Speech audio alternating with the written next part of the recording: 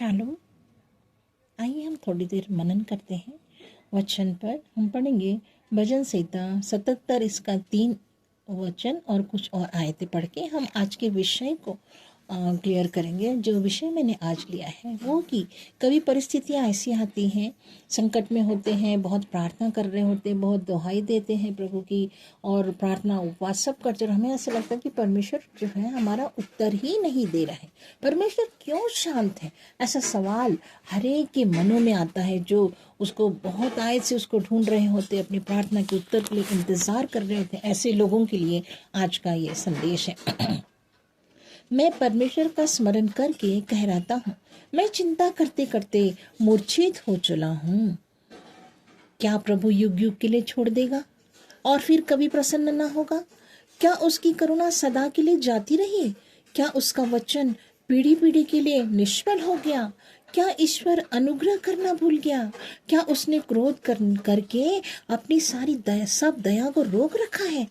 ऐसे सवाल जैसे भजनकार दाऊद ये कर रहा है, ऐसे हमको होता है परिस्थितियों में। जब हम हार जाते हैं, हमारे प्रार्थना के उत्तर नहीं मिलते, तो हमें ऐसा लगता है कि परमेश्वर शांत है। या ऐसे कभी कभी जब हम पहाड़ों में जाते हैं और एक वैली होती, वहाँ से जब हम चिल्लाते हैं किसी बात को तो वो इको हो करके हमें सुनाई देती, तो हमें ऐसा लगता है कि हम तो पुकार रहे हैं लेकिन हमारी आवाज़ को वापिस रिस्पॉन्स नहीं मिल रहा है। ऐसे ही हम सोचते हैं कि परमेश्वर शांत है और परमेश्वर अभी तक हमारी प्रार्थना का उत्तर नहीं दे रहा है। तो मेरे प्रियो, ये वचन आपके लिए है। कभी भी ये मत सोचिए कि परमेश्वर अगर आपकी प्रार्थना का उत्तर नहीं दे रहा है इसका मतलब वो शांत है, मतलब वो हमारे साथ नहीं है। ऐसा विचार नहीं आना चाहिए हमारे दिलों में। जब शांत तो है लेकिन वो एब्सेंट नहीं होता है, वो इमैनुअल है, वो हमेशा हमारे साथ बना रहता है। हम वो लोग हैं जहाँ पर वो जिसके ऐसा हम जब बोलते परमेश्वर हमारा चरवाहा है, यह हमारा चरवाहा है, हमारे सुधि लेने वाला है, तब उस दृष्टांत को हम जब देखते हैं समझते कि जब 100 भेड़ें थी, एक भेड़ खोती है तो उस एक भेड़ को लेने के लिए वो वापस जाता है 99 को छोड़ के। आप एक व्यक्ति की वैल्यू परमेश्वर के आप सामने बहुत है। आप निराश नहीं होना है, खुदा पर भरोसा रखें तो हम देखेंगे और जानेंगे कि उसका पर्पस क्या है, उद्देश्य क्या है उसका, कि मैं और आप उसके सामने जब हमें लगता है कि वो हमें भूल गया, हमें छोड़ दिया, हमारा अपना अनुग्रह अपनी दया करना भूल गया, मेरे जवाब नहीं आ रहा है, मैं परेशानी में बढ़ता ही हूँ, अभी तक पड़ा हुआ हूँ, परमेश्वर मुझे नहीं सुन रहा है, तो ये वचन से हम सीखेंगे कि परमेश्वर कुछ कारणों से 5 ऐसी बातें जिससे हमें जानेंगे कि परमेश्वर क्यों ऐसा होने देता है। और हम उससे पहले एक वचन पढ़ेंगे भजन संहिता इसका 56 आयत और 56 अध्याय 8वीं आयत को मैं पढ़ती हूँ, तब आपको समझ में आएगा। वहाँ लिखा है, तू मेरे मारे मारे फिरने का हिसाब रखता है, तू मेरे आंसुओं को अपनी कुप्पी में रख ले, क्या उनकी चर्चा तेरे पुस्तक में नहीं? फिर एक बार हमें मालूम तो है कि परमेश्वर के पास सारा अकाउंट है, सारा हिसाब हर बात का है। हमारे आंसुओं भी, हमारे परेशानियों की चर्चा उसके पास लिखी पड़ी है, लेकिन हमें ऐसा लगता है कि परमेश्वर शांत है।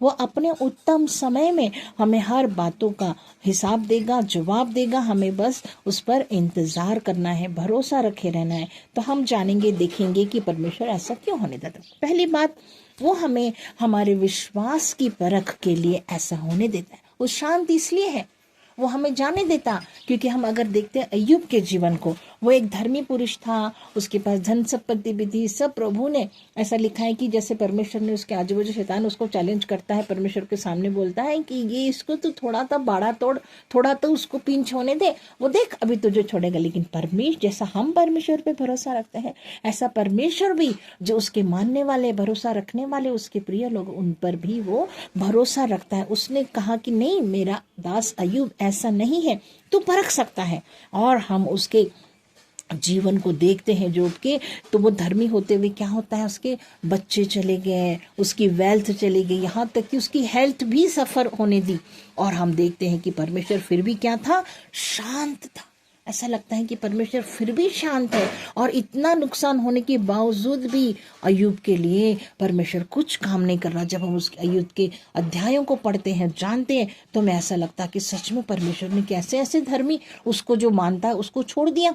और हम पढ़ेंगे अय्यूब की किताब 13 अध्याय और 15 आयत में। देखो उसमें अय्यूब क्या कहता, वह मुझे घात करेगा, मुझे कुछ आशा नहीं, तो भी मैं अपने चाल चलन का पक्ष लूंगा। उसको ये भी मालूम है कि मैं सही I have a right relationship with the Lord. मैं जानता हूँ वो परमेश्वर चाहे मुझे घात करे, लेकिन मुझे परमेश्वर पे आशा है कि वो जब मेरा चाल चलन देखेगा तो मैं खरा निकलूंगा और परमेश्वर मेरी सब परीक्षाओं में से मुझे निकाल लाएगा। तो हमें परीक्षा में जाने देता है ताकि हमारे क्या भरोसा और उम्दा हो जाए, उसके ऊपर और अधिक भरोसा रखे, क्योंकि हम उस आशा में जीते हैं कि आज नहीं तो कल प्रभु मेरी प्रार्थना का उत्तर देगा। ये भरोसा बढ़ता है, आशा बढ़ती है, हमारा विश्वास परमेश्वर पे और होता है। निराश तो होते, लेकिन उस निराशा में भी हमें आशा की किरण कि नहीं, मेरा परमेश्वर जिंदा खुदा है, वो मेरी प्रार्थना का जवाब देगा, क्योंकि मैंने उस पे भरोसा रखा है, मेरा विश्वास सही है, सही परमेश्वर पे मैंने भरोसा रखा है। अब दूसरी बात हम देखेंगे, भजन 27 अध्याय पढ़ते हैं, उसके बाद मैं समझाती हूँ उसको। भजन संहिता 27 अध्याय की 14वीं आयत को पढ़ेंगे। वहां लिखा है, यहोवा की बाट जोहता रहे, हियाव बांध और तेरा हृदय दृढ़ रहे, हाँ यहोवा ही की बाट जोहता रहे। ये वचन हमको कह रहा है कि हम जब परेशानी में होते हैं, बार बार प्रार्थना कर रहे होते, हमें लगता है कि प्रभु शांत है, जवाब ही नहीं मिल रहा, साल हो गया, इतना समय हो गया, दूसरे लोगों के उत्तर मिल रहे, मेरे नहीं मिल रहे। तो प्रभु मेरे और आपके अंदर को धीरज को बढ़ाना चाहता है, अपने जो वादे हैं उसको परमेश्वर मेरे और आपके लिए पूरा करना चाहता है। वो चाहता है बेटे बेटी आप धीरज रखो। वो हमारे अंदर हर बुराइयों को दूर करने के लिए प्रभु अपने वादों से हमें ये सिखाना चाहता है कि हम परमेश्वर की हमेशा बाट जोहते रहे, हिम्मत बांधना है, हिम्मत से काम लेना है और अपना हृदय दृढ़ रखना है और यहोवा ही की बाट जोहना है। तो हमारे इस विश्वास का इंतजार करने के द्वारा क्या होता है, एक उत्तम समय में परमेश्वर अपनी बात को पूरा करेगा और परमेश्वर मुझे और आपको धीरज सिखाना चाहता है। परमेश्वर मुझे और आपको सिखाना चाहता है कि मैं और आप जो है उसके बातों में परमेश्वर के लिए धीरज के साथ उसकी बाट जोहते रहें। तीसरी बात हम देखेंगे, मतलब हमने जब अगर ये धीरज वाली बात है तो मैं एक एग्जाम्पल दे सकती हूँ। इब्राहिम को देखिए, परमेश्वर ने उसको देखा, बोला कि मैं तुझे अपनी संतान दूंगा, तो उसने कितने साल 25 वर्ष उसने धीरज के साथ इंतजार किया। वो निराश भी हुआ होगा, लेकिन उसने जाना कि नहीं, परमेश्वर हमारा वाचाओं का परमेश्वर, प्रोमिसेस का परमेश्वर है, भविष्यवाणी जो करता है वो पूरी करता है, वो हाँ और आमीन में पूरी जरूर होती। उसका धीरज और उसके विश्वास का उत्तम समय में उसको एक संतान प्राप्त हुई। कितना खुश हुआ होगा। परमेश्वर परिस्थितियों को नहीं देखता कि आप कमजोर हो गए, आप निराश हो गए और अब सब कुछ खत्म हो गया, नहीं। हम देखते हैं दाखरस पूरा घट गया, खत्म होने देता है कभी कभी परिस्थितियों को। आपकी विश्वास आपको लगता है कि खत्म होने, लेकिन परमेश्वर उसमें भी आपको आपके धीरज और लगातार परमेश्वर पर भरोसा रखने के कारण परमेश्वर आपको उठ खड़ा करेगा और आपका इंतजार वो विश्वास के द्वारा क्या करेगा, पूरा करेगा। अब हम देखते हैं तीसरी बात, हम दाऊद राजा का उदाहरण देखते हैं। उसके शत्रु पूरे समय उसके इर्द गिर्द थे और हम देखते हैं शमूएल ने उसको क्या करा, अभिषेक किया कि वो इजराइल का राजा होगा। और हम देखते हैं कि शाऊल जो उससे पहले राजा था वो उससे दुश्मनी करने लगा, उसको शत्रु मानने, हर समय उसके पीछे पड़ा रहा कि मैं इसे खत्म करूं क्योंकि ये मेरे जगह पर मेरा राज्य लेने वाला है। परमेश्वर ने उसको नियुक्त किया, तो परमेश्वर क्या करता है, उसकी सुरक्षा भी करता है। तो हम विश्वास में जानते हैं कि उस धर्मी का जो दाऊद है, एक शेफर्ड बॉय है, उसको कहाँ से परमेश्वर ने उठा के क्या करा, एक राजा बनाया। वो युद्ध करता रहा, शाऊल उसके ऊपर तीर चलाता रहा, दुश्मनों से उस पर वार करता रहा, लेकिन परमेश्वर ने क्या करा, शांत था परमेश्वर। दाऊद को हमेशा लगता होगा वो परमेश्वर जो मुझे भालू और शेरों के हाथों से बचाता था, अब इस मनुष्य से, एक मनुष्य और सेना से मुझे नहीं बचा रहा, मैं भागता फिर रहा हूँ, परमेश्वर मुझे मेरे लिए कार्य क्यों नहीं कर रहा। हो सकता है एक पल के विचार आता होगा, लेकिन प्रभु युद्ध में भी परमेश्वर शांत था। और हम देखते हैं कि उसमें क्या हुआ, एक लड़का ही वो राजा बना, लेकिन होते होते होते वो क्या हुआ, एक मैच्योर व्यक्ति बना। हम उसमें क्या परिपक्व होने लगते हैं। परमेश्वर पे भरोसा रखते रखते अगर हम देर भी होती है तो हमें धीरज के साथ साथ हमारे अंदर एक दृढ़ विश्वास आता है, हमारा भरोसा और अधिक बढ़ता है कि नहीं, जब हम उत्तरों को पाते हैं उसके लॉन्ग समय के बाद भी, तब हमारा क्या होता है, एक अधिकाई से हम क्या बनते हैं, एक परिपक्व व्यक्ति बनते हैं कि ताकि हमारा विश्वास बदलता नहीं है। हमेशा हम चाहे प्रभु उत्तर दे ना दे, पर हम उसी पे रिलाय होते हैं, उसी पे भरोसा रख के हम चलने की कोशिश करते हैं। हमें दृढ़ विश्वास रहता है कि प्रभु मुझे हमेशा विजयी बनाए, और विजयी हुआ।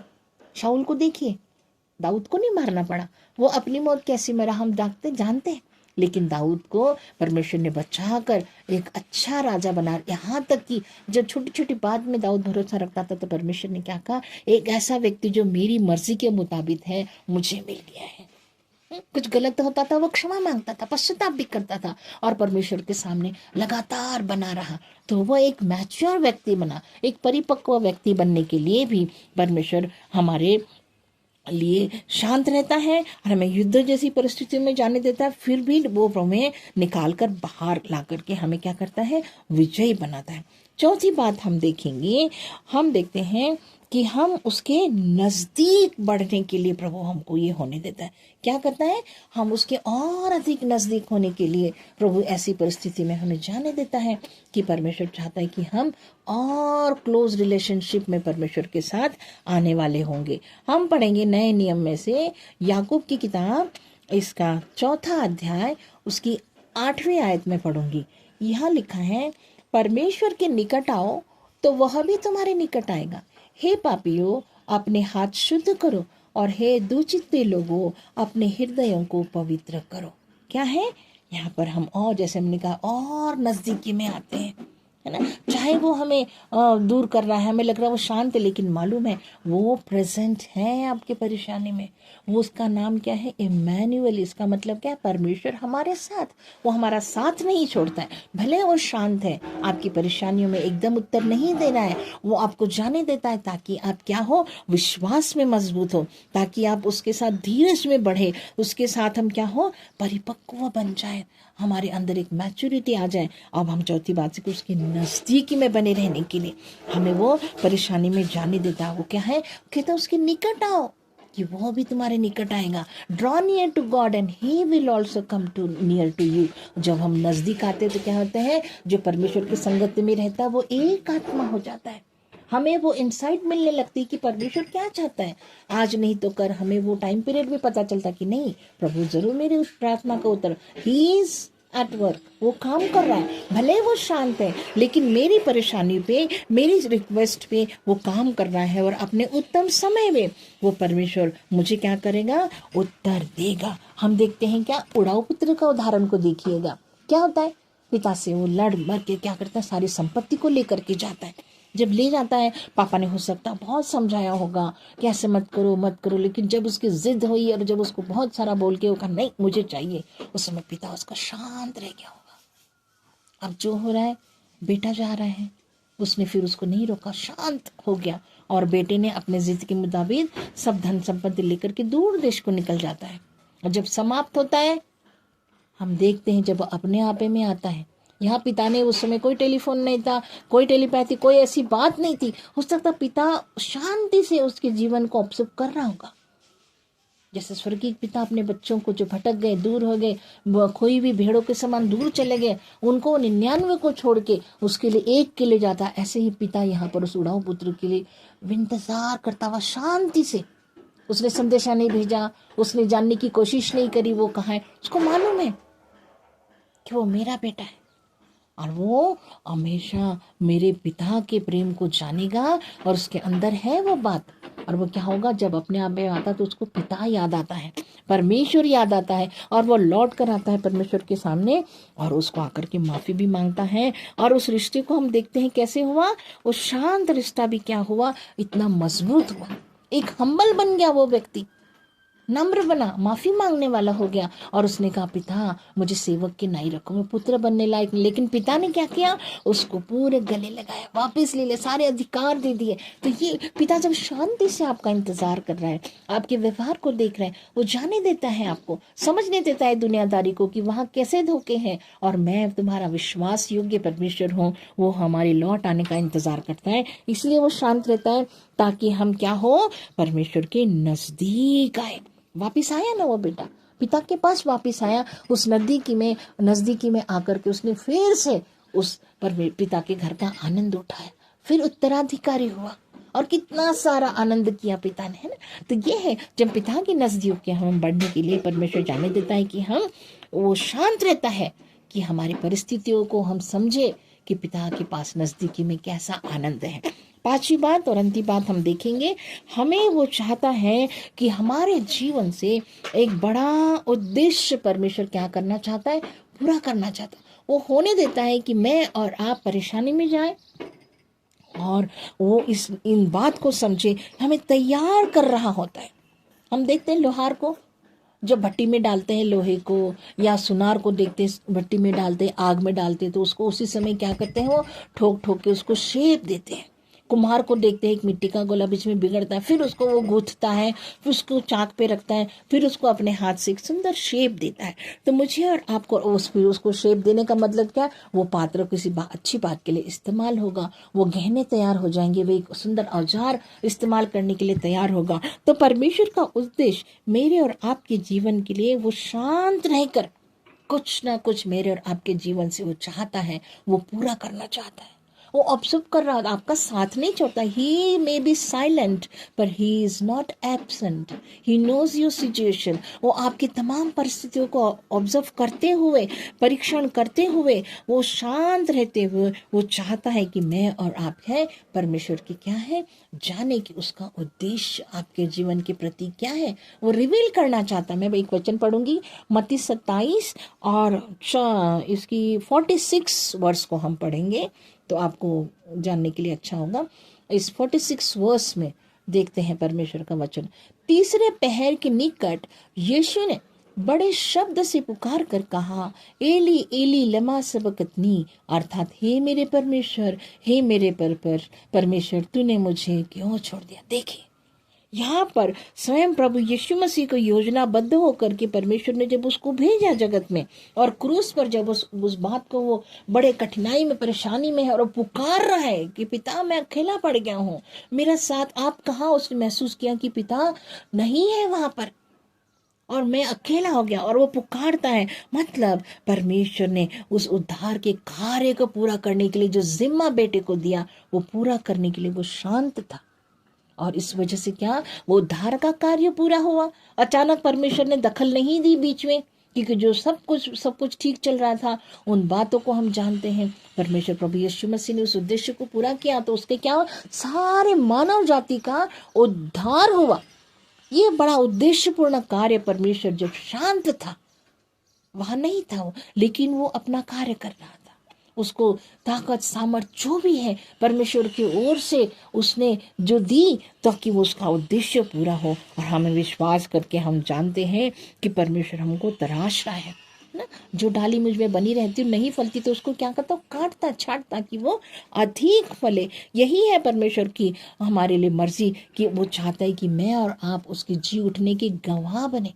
हमारे जीवन में धन्यवाद हो, हमारे जीवन में हम धीरज को बाढ़ ढोने वाले हो सके, एक ही परमेश्वर को हम डावाडोल ना हो, क्योंकि वो ऐसा परमेश्वर है जो हमें परिस्थितियों में नहीं जाने देता। वो क्या करता है, हमारे आंखों को आंसू बहाने से, हमारे प्राण को मृत्यु से, हमारे पाँव को ठोकर खाने से बचाने वाला परमेश्वर। ये वचन आपको मिलेगा वचन 116:8 में। जब हम जानते हैं कि प्रभु अपने उद्देश्य को पूरा करना चाहता है मेरे और आपके जीवन में, वो चाहता है कि हम और आप इस संसार में भी, और वो क्या बोलता है, वो शांत है। लेकिन वचन बताता है हमको मत्ती 28 के अध्याय में अंतिम वचन 20-21-22 जब हम पढ़ते हैं 19-20 से, तो लिखा है कि तुम मेरी गवाह बनो और मैं जगत के अंत तक तुम्हारे साथ हूँ। Though he may be silent but he is not absent, he is with you, he is Emmanuel, वो हमारा परमेश्वर है। तो हमने जाना 5 उद्देश्यों को, हमने क्या जाना कि प्रभु क्यों शांत है, क्यों होने देता है ऐसी बात, क्योंकि वो चाहता है कि मैं और आप क्या है, विश्वास में मजबूत बने। हमारा सारा भरोसा, जैसे अय्यूब ने अंत तक उसकी शरीर की खाल उतर गई, तब तक भी उसने परमेश्वर के लिए कोई अपशब्द नहीं कहा, और उसका ये बात परमेश्वर को पसंद आई। और परमेश्वर को हम क्या देखते हैं, उसके उस विश्वास के कारण क्या हुआ, उसको भरोसे के कारण सब कुछ उसने दुगने आशीषों में बदल लिया। हम देखते हैं परमेश्वर पर भरोसा किया, धीरज में बढ़ने वाले हो गए। हम इंतजार करते हैं और उत्तम से उत्तम बात को, जैसे इब्राहिम को जब उसने धीरज दिया 25 वर्ष, एक सुंदर संतान को दिया परमेश्वर ने। ये परमेश्वर अपने भक्तों को देता है, तो उसने विश्वास बढ़ाता है, हमारा धीरज बढ़ाता है। दाऊद राजा के जीवन से हमने क्या सीखा कि वो धीरे धीरे इन सब परिस्थितियों में क्या हुआ, परिपक्व होता गया, मैच्योर होता गया। चौथी बात हमने देखी कि हम परमेश्वर के नजदीकी में बढ़ने लगे। उड़ाव पुत्र के उदाहरण से सीखा कि पिता शांत है, कोई दखल नहीं दे रहा उसके जीवन में, जाओ जो करना है। लेकिन जब अपने आपे में आते, रियलाइज होते हैं कि हमें परमेश्वर की संगति में रहना है, तो हम उसके नजदीक आते हैं और उन तमाम सारे अधिकारों को जो पुत्र का है वो उसको वापस पाते हैं। 5वीं बात हमने देखी कि वो हमारे जीवन में से कोई उद्देश्य को चाहता है, हमें मोल्ड कर रहा होता है, तैयार कर रहा होता है, ताकि मैं और आप इस संसार में उसके गवाह बने और हम उसके अनुसार उसके तमाम जीवन में उसका उद्देश्य पूरा करने के लिए हम अपने आप को उसको अपने जीवन में उसको कार्य करने दे, ताकि परमेश्वर का उद्देश्य हमारे जीवन में क्या हो, पूरा होने वाला हो सके। एक अंतिम लास्ट आयत पढ़ूंगी जिससे हमें परमेश्वर कुछ कहना चाहता है, वो देखेंगे हम। यशायाह नबी की किताब 41 चैप्टर और 10 आयत में क्या लिखा है, देखो। मत डर, जब ऐसी परिस्थितियां आती है, आपको लगता है परमेश्वर शांत है, तो ये एक सुंदर वादा परमेश्वर आपको देना चाहता है, जो मैं पढ़ूंगी। यशायाह नबी की किताब 41 चैप्टर एंड 10 वर्स लिखा है, मत डर क्योंकि मैं तेरे संग हूँ। मैं शांत हूँ पर मैं तेरे संग हूँ। इधर उधर मत ताक क्योंकि मैं तेरा परमेश्वर हूँ। मैं तुझे दृढ़ करूंगा और तेरी सहायता करूंगा, और धर्ममय दाहिने हाथ से मैं तुझे संभाले रहूंगा।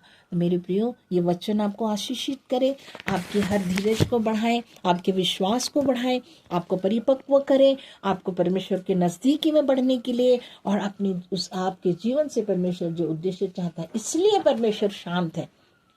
He may be silent but he is not absent। ये मैं आज का संदेश आपको देना चाहता हूँ कि परमेश्वर शांत है, लेकिन वो फिर भी आपके साथ है।